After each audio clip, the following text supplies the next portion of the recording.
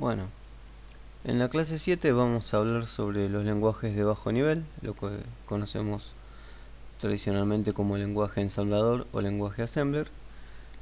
Y en esta primera parte vamos a hablar sobre las distintas generalidades, o sea, características que tienen los distintos procesadores en cuanto al lenguaje de bajo nivel.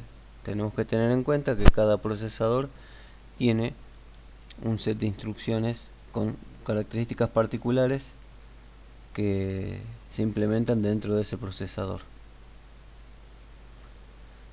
Bueno, ¿por qué estudiar el lenguaje de bajo nivel? No es fácil de comprender el funcionamiento del procesador. Entonces, el lenguaje de bajo nivel nos permite visualizar algunas características internas del procesador que de otra forma es muy difícil de entenderlas o de imaginarlas. En lenguaje de alto nivel no se puede apreciar, por ejemplo, la arquitectura de la máquina, ¿no? O sea, el tema de la distribución de registros, características de los registros, las formas de acceso a memoria. Por otro lado, el repertorio de instrucciones de máquina constituye la especificación, o sea que son los requisitos funcionales del procesador. Entonces es necesario conocer el set de instrucciones. Cuando hablamos de instrucciones de máquina serían instrucciones de bajo nivel, o sea, instrucciones que uno puede programar en assembler para realizar tareas con ese procesador o realizar operaciones. Entonces es importante conocer ese repertorio de instrucciones de máquina o instrucciones de bajo nivel. Programar en lenguaje de bajo nivel permite comprender la estructura de registros y de memoria, los tipos de datos que acepta directamente la máquina, o sea el procesador, el funcionamiento de la ALU, entre otras cosas. La descripción del conjunto de instrucciones de un computador es un paso más hacia la descripción del procesador. Bueno, ¿qué es un set de instrucciones? Es el conjunto completo de instrucciones que son interpretadas por el CPU, o sea, por el procesador. El procesador puede interpretar ese conjunto de instrucciones y puede realizar las operaciones que se les indican mediante ese conjunto de instrucciones. ¿A qué llamamos código de máquina? El código de máquina son las instrucciones que puede ejecutar el procesador. Código ensamblador o assembler es el código utilizado para programar, el cual es transformado en código binario, o sea, lo que vamos a ver como código de operación, por el compilador, ¿no? Entonces nosotros vamos a programar en assembler, vamos a escribir las instrucciones en assembler, que son más amigables al programador porque son más intuitivas y tienen un nombre que las identifica. Y después el compilador va a transformar ese código assembler, lo va a transformar en código de máquina, que es lo que nosotros conocemos como, vamos a ver, como código de operación. Cada instrucción tiene un código de operación distinto que la identifica. ¿Qué elementos tiene una instrucción? Bueno, una instrucción tiene el código de operación, opcode, que indica la operación que puede realizar esa instrucción, o que debe realizar esa instrucción, ¿no? Referencia a operandos, fuente u origen, ¿no? O sea, también dentro de la instrucción está la información de en dónde se encuentran los operandos. Puede ser un operando, dos operandos o más. Eso depende del diseño del procesador. Entonces, la referencia a operando son los datos sobre los que se realizará la operación. El resultado, bueno, el resultado se va a almacenar en otro operando o se puede almacenar en un registro dentro del procesador. Entonces el resultado es lo que se obtiene de la ejecución de la instrucción. Referencia a próxima instrucción. Al finalizar la ejecución de una instrucción, se va a actualizar el registro contador del programa con la dirección de la siguiente instrucción que se debe ejecutar del programa actual. Bueno, esto ya lo hemos visto, pero básicamente sería un diagrama de estados de un ciclo de instrucción. O sea, serían los pasos que se realizan para la ejecución de una instrucción. Todo comienza con el cálculo de la dirección de la instrucción, o sea, se determina cuál es la dirección de memoria en donde se encuentra esa instrucción. Se procede en la búsqueda de la instrucción. Recordemos que para la búsqueda primero se va a ir a la memoria caché, y si el dato no está en caché o la instrucción no está en caché, se va a memoria principal. El siguiente paso es la decodificación de la instrucción. Una vez que tengo la instrucción en la unidad de control, se comienza con la decodificación. La decodificación tiene como objetivo decodificar ese código de operación que representa la instrucción para interpretar qué operaciones se deben realizar.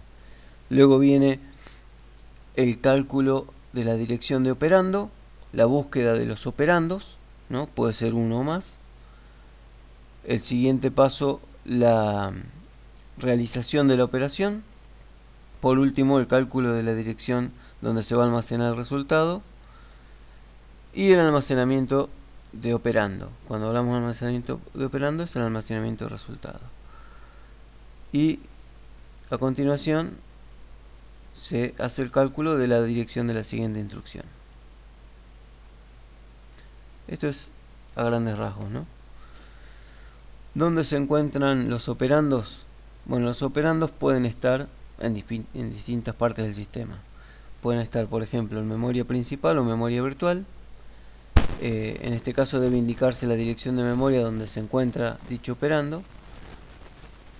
Puede encontrarse en registros del procesador, o sea, dentro del mismo procesador, en registros de datos. Los registros pueden ser referenciados por instrucciones de máquina, o sea que mediante la misma instrucción en assembler yo puedo indicar que hay que buscar el operando en determinado registro. También puede encontrarse operandos en los dispositivos de entrada-salida, ¿no? Entonces la instrucción debe especificar el módulo y dispositivo de entrada-salida para la obtención del operando. Bueno, ¿cómo se representa una instrucción? En el código de máquina, cada instrucción tiene un patrón de bits único, que es lo que llamamos código de operación. Para la comprensión y programación se usa una representación simbólica. A esto es lo que denominamos instrucciones en assembler o código ensamblador. Acá tenemos un ejemplo, ¿no? Por ejemplo, add sería la instrucción en código ensamblador que representa la suma. En inglés significa suma. Sub es la instrucción para hacer resta. En inglés significa resta. Y LDA significa load. LD es de load, cargar, y A representa el registro acumulador. Entonces LDA lo que va a realizar es cargar un dato en el registro acumulador.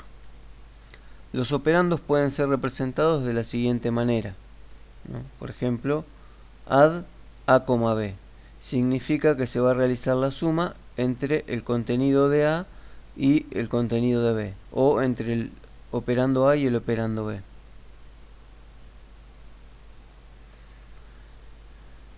¿Qué formato tenemos para una instrucción? Bueno, este es un ejemplo de una instrucción simple. En este caso, esta instrucción va a tener como máximo 24 bits, 8 bits para el código de operación. El código de operación es el que representa la instrucción, por ejemplo, add en assembler.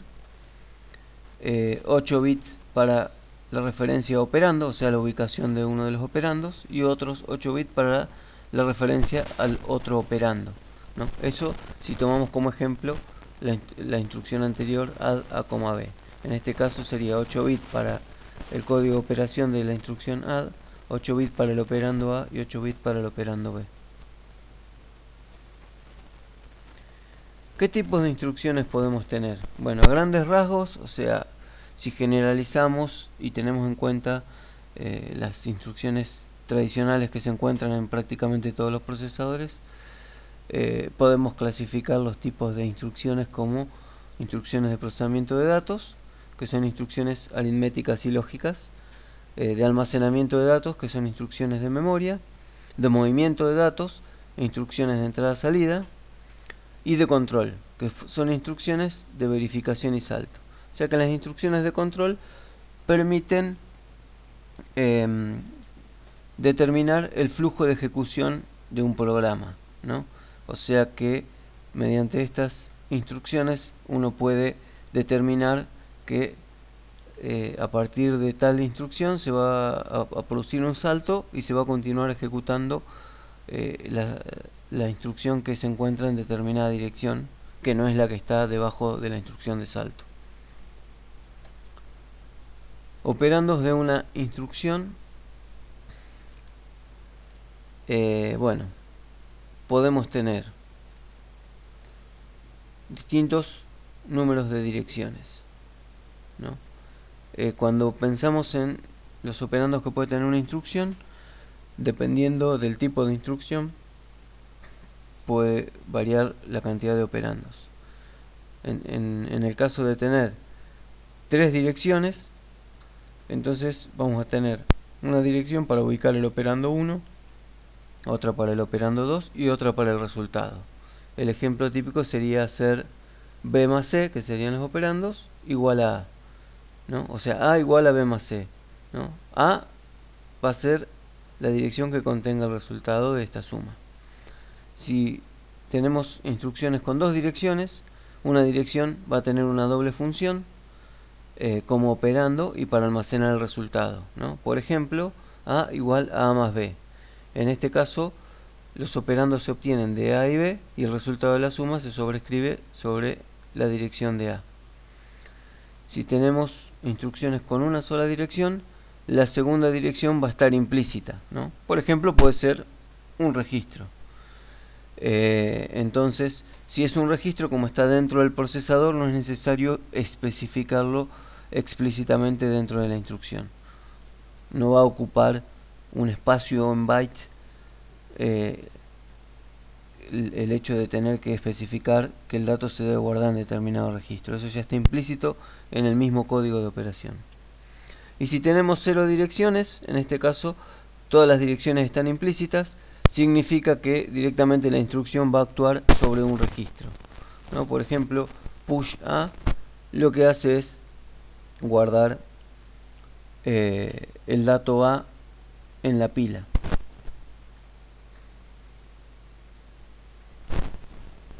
Influencia de la cantidad de direcciones por instrucción. Si desarrollamos un procesador que trabaje con gran cantidad de direcciones, o sea que tenga en la misma dirección se busquen los dos operandos y a su vez haya una tercera dirección para guardar el resultado, vamos a tener instrucciones más complejas, o sea que cada instrucción va a ocupar más espacio de memoria, vamos a necesitar más registros para poder almacenar los valores temporales, y las operaciones entre registros son más rápidas. Eso sería algo positivo. Y otra cosa que podríamos tener como positiva es que vamos a necesitar menos instrucciones por programa. ¿Por qué? Porque en la misma instrucción tenemos la ubicación de todos los operandos y del almacenamiento de resultados. Si nosotros utilizamos menos direcciones dentro de la misma instrucción, mediante otra instrucción tenemos que de alguna manera indicar dónde se encuentra el operando. Eso igual cuando se vea la programación con el HC08 se va a entender más claramente, ¿no? Una instrucción va a permitir cargar un operando en un registro y la siguiente instrucción va a permitir hacer la operación entre otro operando y lo que se encuentra en ese registro. Recordemos que no es necesario especificar en una instrucción la ubicación de un registro porque ya se encuentra dentro del procesador. O sea, es una ubicación conocida para el procesador. Bueno, ¿qué pasa si utilizamos pocas direcciones por instrucción, para indicar la ubicación de los operandos entre la instrucción? Vamos a tener instrucciones menos complejas, porque tienen menos referencia a operandos, pero vamos a necesitar escribir más instrucciones por programa, ¿no? Como les dije en el ejemplo anterior, previamente tenemos que guardar un operando en uno de los registros para después poder escribir una instrucción de operación, de una operación aritmética o lógica. En este caso, si usamos pocas direcciones por instrucción, vamos a tener una rápida búsqueda para la ejecución de las instrucciones. Va a ser más rápido ir a buscar la instrucción porque la instrucción tiene menos elementos, tiene menos partes. Entonces voy a memoria menos veces. Modelo de programación de un procesador. ¿En qué consiste el modelo de programación de un procesador? Básicamente son los elementos que dispone o que provee el procesador para ejecutar las instrucciones a bajo nivel, ¿no? En este caso serían los registros, los tipos de registros y el tamaño de ellos, ¿no? Que el tamaño de los registros me va a dar información de tamaño de direcciones y de datos con los que se puede trabajar. El CPU debe tener un espacio de trabajo, almacenamiento temporal se lo llama, y para esto están los registros. O sea, los registros que están dentro del CPU proveen almacenamiento temporal, sea para operandos o para resultados o para direcciones. Entonces nos permiten realizar de manera más simple y rápida las distintas operaciones. El número y su función va a variar entre los diseños de los procesadores, o sea, en función de las características de cómo fue diseñado el procesador, vamos a tener más o menos registros. El procesador que vamos a estudiar acá en la materia es un procesador bien básico que tiene la mínima cantidad de registros que se necesita para programar un procesador o para utilizar un procesador con todas las capacidades. Bueno, este modelo de programación forma parte del nivel superior de la jerarquía de memoria, ¿no? O sea, el modelo de programación está conformado por los distintos registros y dijimos nosotros cuando vimos la jerarquía de memoria que en la parte superior se encontraban los registros, que son pequeñas unidades que cumplen tareas específicas y que se encuentran dentro del procesador y son unidades de memoria de alta velocidad. ¿Qué tipos de registros podemos tener? Registros visibles para el usuario. Estos permiten al programador en Assembler minimizar la referencia a memoria mediante el uso de los registros. Registros de control y estado. Estos registros son utilizados por la unidad de control para determinar, por ejemplo, el estado de las operaciones y controlar el funcionamiento del procesador. Veamos cuáles son algunos de los registros visibles para el usuario. Entre ellos tenemos registros de uso general, registros de datos, registros de direcciones, registros de código de condición. Los registros de propósito general pueden ser verdaderamente de uso general, o sea que pueden servir para guardar operandos, datos, direcciones. Pueden estar restringidos, pueden ser utilizados para datos o direcciones, como dijimos. Si son para datos, por ejemplo, podemos tener el registro índice o el acumulador.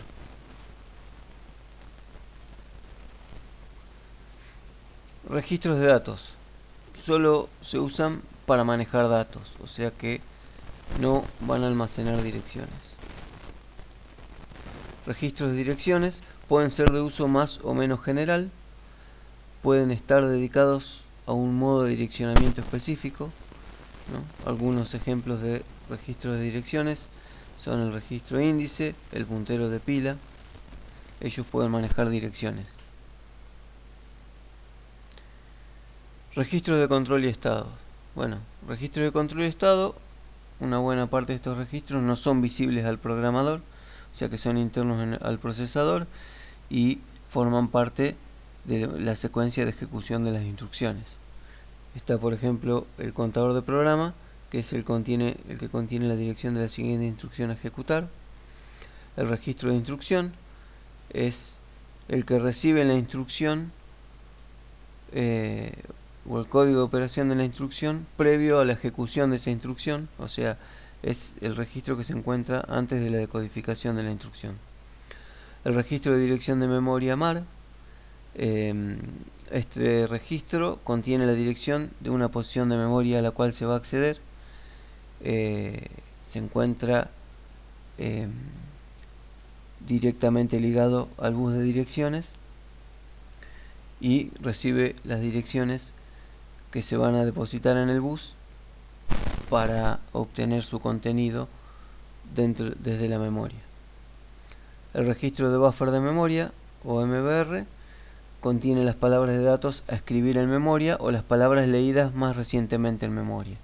O sea, este registro de buffer es como un buffer que puede almacenar diferentes tipos de operandos o datos. Cuando hablamos de datos pueden ser instrucciones o datos previos a su ejecución, o sea, su traslado al registro de instrucciones. El registro de instrucciones dijimos que es el que contiene las instrucciones que se van a ejecutar en la unidad de control. Bueno, ¿qué hacen todos estos? Lo acabo de comentar. En sí sirven para la transferencia de datos entre el procesador y memoria o para la transferencia interna de datos entre los bloques del sistema de procesamiento, ¿no? Que pueden ser entre la unidad de control y la unidad de procesos. Registro de control y estado. Son registros, por ejemplo, registros de código de condición. En este caso está el registro de estados, que tiene un conjunto de bits individuales.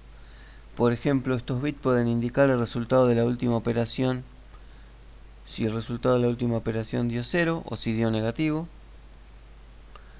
El registro puede ser leído por los programas de manera implícita, ¿no? Por ejemplo, en un salto condicional, hay saltos condicionales que dicen, bueno, si la operación anterior dio 0, se produce el salto. Entonces, para poder saber si se va a producir el salto o no, mira el flag del registro de estados que indica si el resultado dio 0 o no.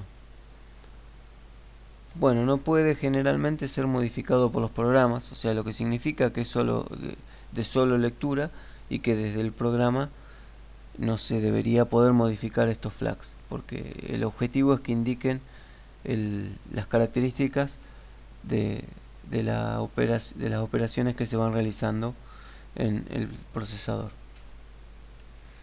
Contiene códigos de condición, además de otra información de estados de la ejecución de la instrucción.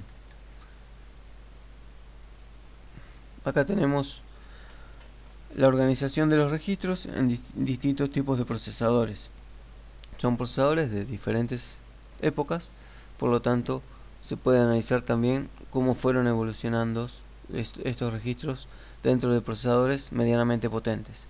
Fíjense que cualquiera de los tres procesadores tiene una buena cantidad de registros, o sea que estamos hablando de procesadores potentes, ¿no? Por un lado tenemos el de Motorola 68000, fíjense, tenía registros de datos, ¿no? Una buena cantidad, en este caso son 8. Registros de direcciones, también otra buena cantidad, en este caso son 9. Un registro contador de programa, que es el que contiene la dirección de la siguiente instrucción a ejecutar, y un registro de estados que nos permitía, entonces, como dijimos, saber las características de la última operación que se realizó. En este caso es el conjunto de registros del 8086. Fíjense que tienen registros generales, punteros índice, registros segmentados y del estado del programa. Acá el registro flags es lo mismo que el registro de estados en este otro procesador, ¿no? O sea, los flags indican las características de la operación, de las operaciones que se van realizando. Si dieron 0, si dieron negativo, ese tipo de cuestiones. Si hubo un acarreo. Bueno, fíjense, el 8086.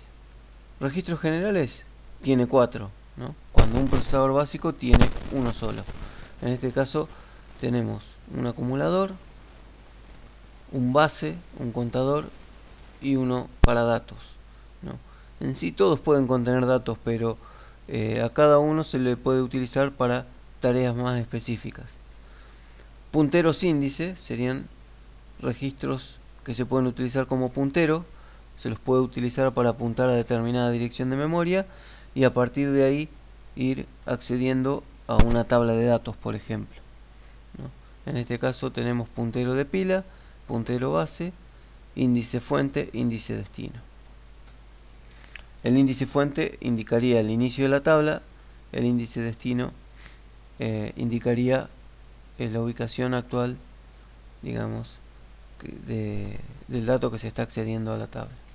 Y por último el Pentium 2, fíjense los registros, por ahí tenemos menos cantidad pero son de mayor tamaño. Estos registros, el EAX, fíjense, tiene parte baja y parte alta, parte baja y alta. El BX lo mismo, CX y DX.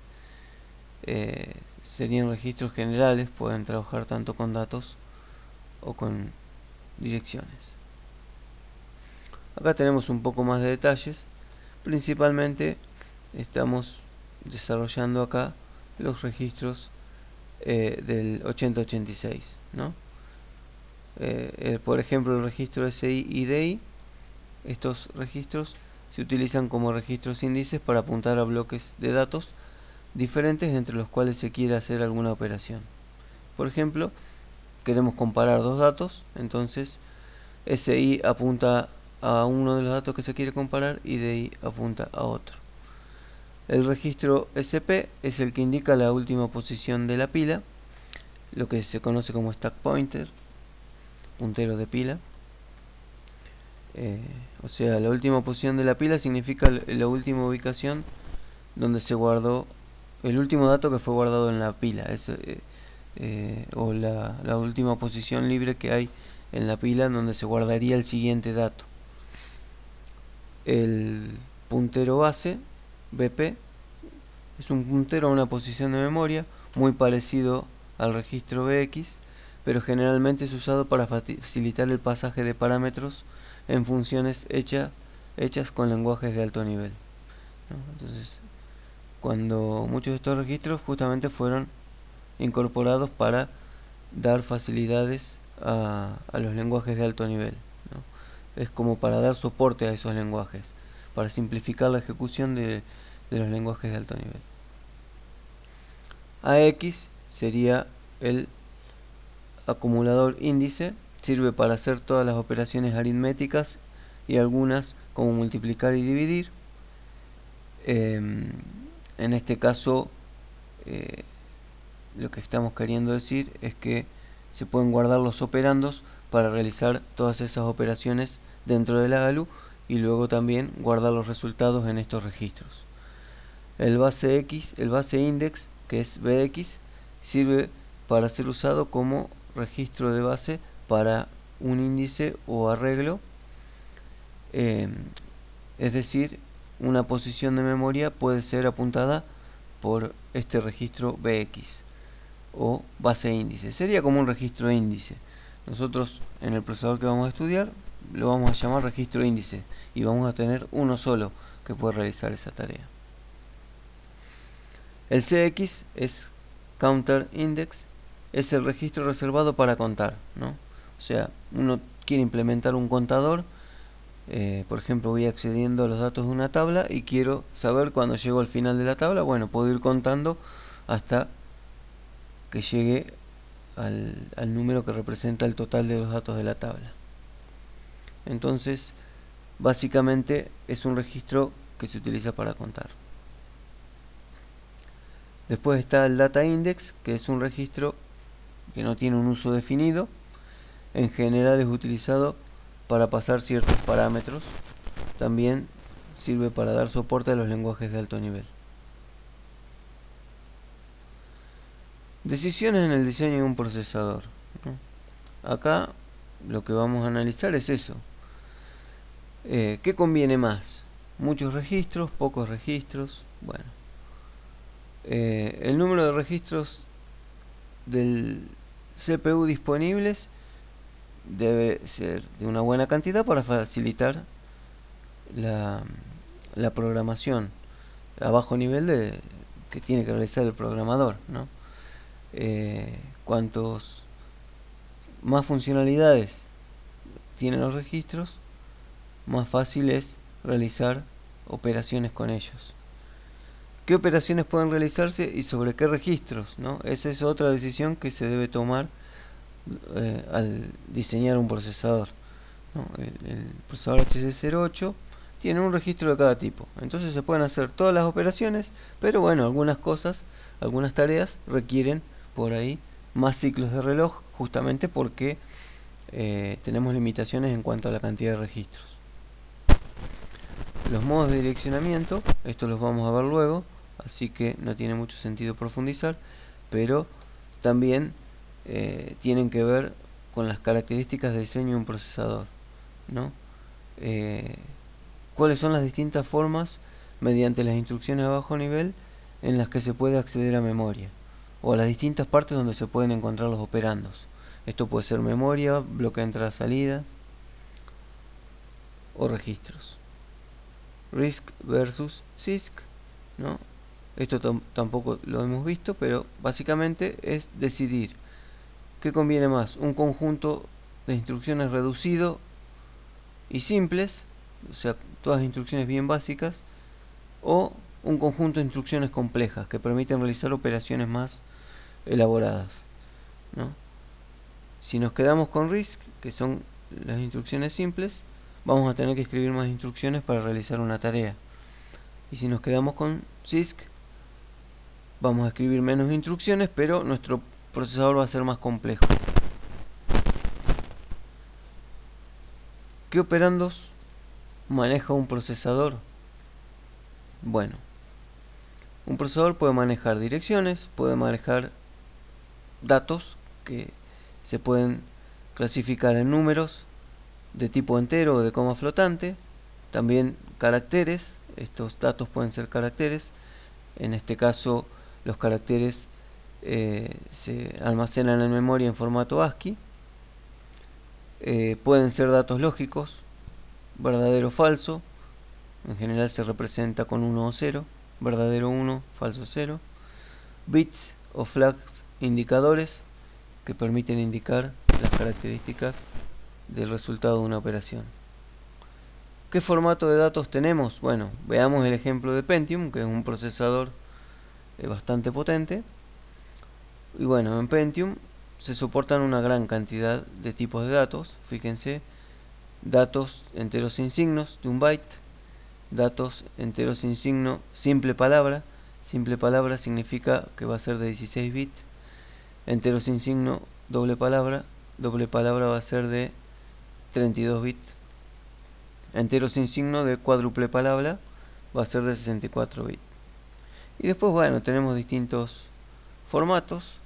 El de coma flotante, que ya lo vimos en el formato de la IEEE. Este puede ser coma flotante de 32 bits, en donde tenemos la mantisa, el exponente y el signo. O coma flotante de doble precisión, que sería de 64 bits. O coma flotante de doble precisión ampliada, que sería de 80 bits. Son las distintas alternativas que tenemos en Pentium. ¿Qué tipos de datos podemos trabajar con Pentium? Bueno, las palabras no tienen por qué estar alineadas en las direcciones pares de la memoria. Esa es una de las características en cuanto al almacenamiento de los datos en Pentium. Cuando se accede a datos por el bus de 32 bits, se transfieren en unidades de palabras dobles, o sea, los datos se transfieren de a 32 bits, que es lo que llamamos palabras dobles o doble palabra. Pentium emplea el estilo extremo menor, lo que significa que el byte menos significativo va a estar en la dirección de memoria más baja y por lo tanto el más significativo en la dirección de memoria más alta, ¿no? Si lo vemos con un ejemplo, por ejemplo tenemos este conjunto de direcciones consecutivas, la 83, 82, 81 y 80, entonces el byte más significativo de la palabra va a estar en la dirección 83 y el byte menos significativo, o sea el LSB, va a estar en la dirección 80, ¿no? Esto si hablamos de un dato o una palabra de 32 bits. Bueno, el procesador en Pentium convierte las peticiones en una secuencia adaptada a la forma de transferencia en el bus. Los tipos de datos que soporta Pentium son, en general son enteros, ordinales, formato BCD, en campo de bits, cadena de bytes, lo que se conoce como string, y en formato de coma flotante, en el de la IEEE 754. Por último, los tipos de instrucciones que tiene el procesador Pentium. Cuando hablamos de instrucciones, son instrucciones a bajo nivel, instrucciones para transferencia de datos, aritméticas, lógicas, para conversión, instrucciones de entrada-salida, instrucciones de control del sistema. Estas serían las de instrucciones para controlar partes que tienen que ver con el procesador, pueden ser interrupciones, e instrucciones de control de flujo. Este tipo de instrucciones tienen que ver con los saltos condicionales o los saltos, las instrucciones de salto.